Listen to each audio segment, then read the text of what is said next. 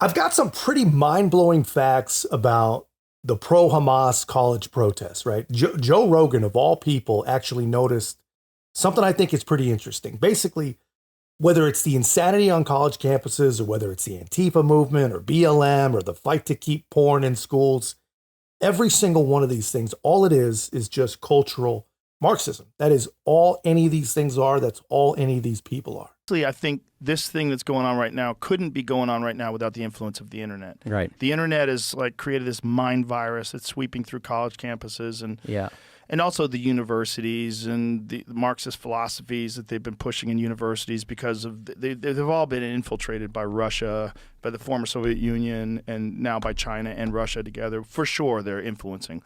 They push the wokest teachers, the wokest professors, the nuttiest policies, and they're literally doing it to deteriorate the fabric of American democracy. You know, the wild thing is, the people who are just barely paying attention. Actually, that's probably not even true. I think a lot of the people who are actually fully supporting it or even actively involved, they actually believe that what is happening is some sort of organic grassroots activism when, it's clear that it's not. Every single one of these protests, every college occupation was all planned, all professionally instigated, all professionally grown. And it's no coincidence that they happened on college campuses. College campuses have a high concentration of very, very gullible people with a lot of time on their hands. And I read in multiple different places that Israel was actually starting to time all of their early Rafah operations for when schools had been letting out. And I think it's going to be pretty interesting to see if these agitators are able to rally the troops off campus. My guess is that they'll find a way. It won't be quite as aggressive maybe, but I think they're going to find a way because if we're being honest about who they are, and the cultural Marxists have been at this for a lot longer than most of us even know. When the Soviets used the phrase ideological subversion, what do they mean by it? Ideological subversion is a slow process which we call either ideological subversion or active measures, активные мероприятия in the language of the KGB, or psychological warfare. What it basically means is to change the perception of reality of every American to such an extent that despite of the abundance of information, no one is able to come to sensible conclusions in the interests of defending themselves, their families, their community, and their country. That is from a Russian defector in 1983, I think. So it's not like we haven't been warned. We knew what the plan was. We knew it was happening, but we're dumb. We let it happen. We voted for people that were even part of the plan. We let them undermine, we let them degrade, we let them destroy cultural norms one by one by one. And we've gotten to the point where we can't even agree that a book about blowjobs doesn't belong in a middle school. So I think it's pretty safe to say that the plan has worked.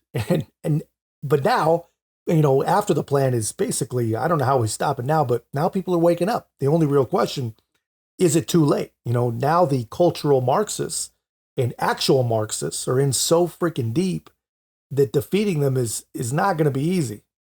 Marxists understand that if you destroy every other allegiance, destroy an allegiance to God, destroy an allegiance to family, destroy any allegiance other than to the state, that's how they get power. And the reason the cultural Marxists go after our kids, teaching CRT to our kids, teaching them that America is inherently racist, teaching this transgender radical ideology, using Orwellian terms like gender-affirming care, by which they mean sterilizing and genitally mutilating a child. It is aiming at our kids.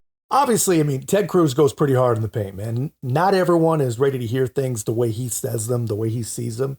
But what he's saying is pretty spot on. It all starts with education, whether it's the CRT or gender identity or whatever the woke revolutionaries can come up with next.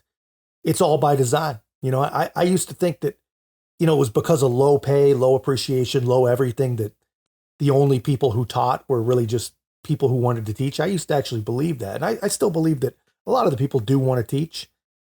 All is not lost. There are still some great people that become teachers. But the problem is just as many, if not more people that really just want to indoctrinate, they're teaching as well. And I'm sure that many of them don't even realize it. You know, people who were abused, they often grow up to be abusers. I think the same can be said about abused brains, you know, which I think describes the average cultural Marxist pretty perfectly. But that's just my take, man. Let me know your thoughts in the comments. If you haven't already, be a part of our growth. Make sure to like, comment, subscribe. Most importantly, share the channel. I'll see you in the next one.